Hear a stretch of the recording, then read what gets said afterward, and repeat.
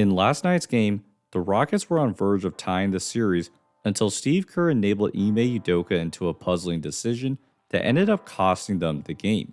Now, most people are going to talk about Draymond Green's stop on Alperen Sengun, but this was a game where Udoka got too fixated on one thing, and it cost him the win.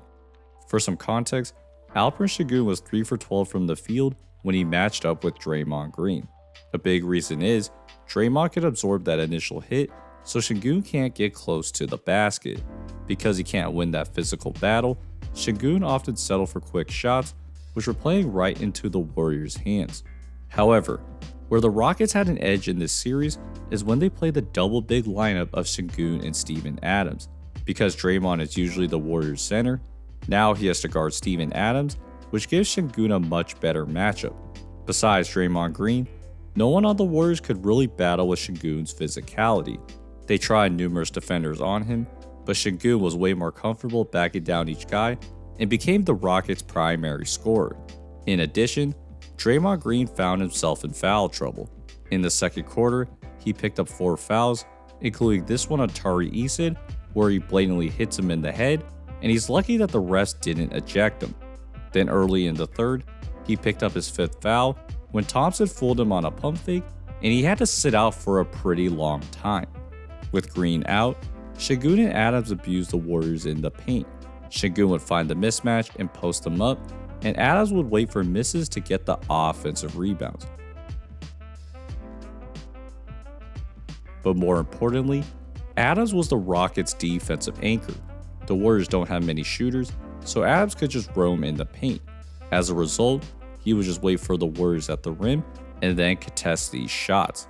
In the fourth quarter alone, he had blocked 3 shots, and the Rockets were a plus 16 when he was on the floor.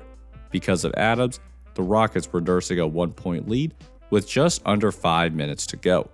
Without any real answers, Steve Kerr threw a curveball when he subbed out Draymond Green for Kevon Looney. Yes, he was in foul trouble, but the real reason was to get Looney to intentionally foul Steven Adams to try and get him out of the game. Adams is only a 46% free throw shooter, and after he fouls him the second time, Udoka took him out of the game. So with just Sengun on the floor, the Warriors can now match Draymond Green with him, which is a matchup that the Rockets don't want. What Udoka did was wait for the Rockets to get to the bonus to take Adams out, and then wait till the last 2 minutes to bring him back in. The reason is, if you try hack a Shaq under 2 minutes, you get free throws and maintain possession.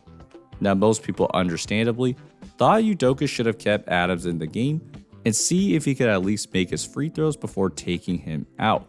But I actually think there are a few ways his move can be justified. First, Draymond Green is playing with 5 fouls. Because he's the only guy that could stop Sengun, this puts a lot of pressure on him to play good defense without fouling. Now, Draymond is one of the best defenders ever, but remember, he actually fouled out pretty recently in the play-in, so it is possible. However, the bigger reason is that Fred VanVleet was also on a heater. He had already made 6 threes in this game on really good efficiency, so if you want to think about the numbers, Adams shoots 46% at the free throw line, so that would be just under 1 point per possession.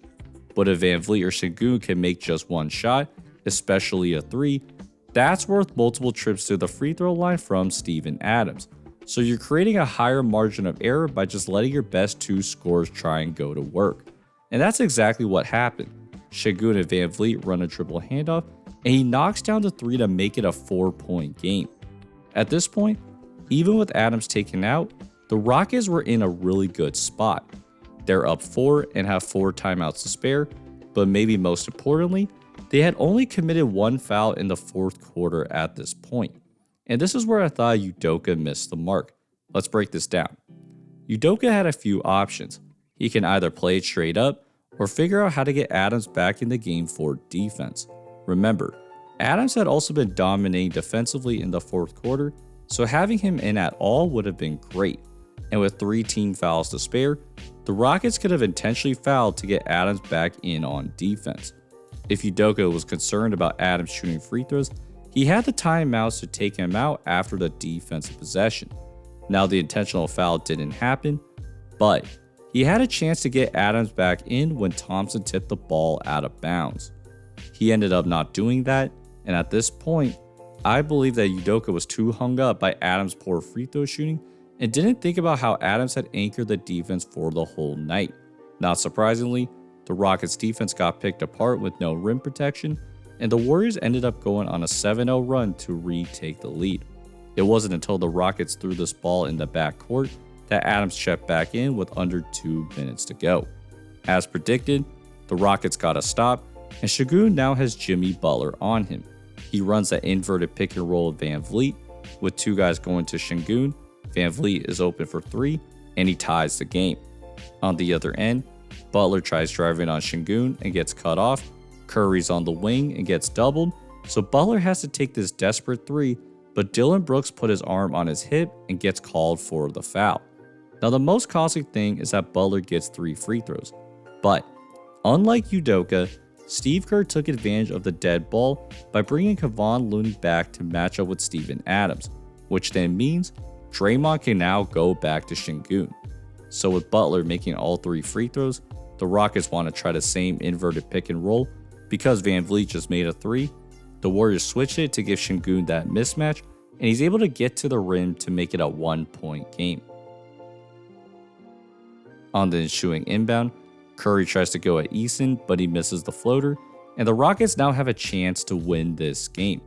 Again, Steve Kerr brings Looney back in to guard Steven Adams, meaning Draymond is on Şengün.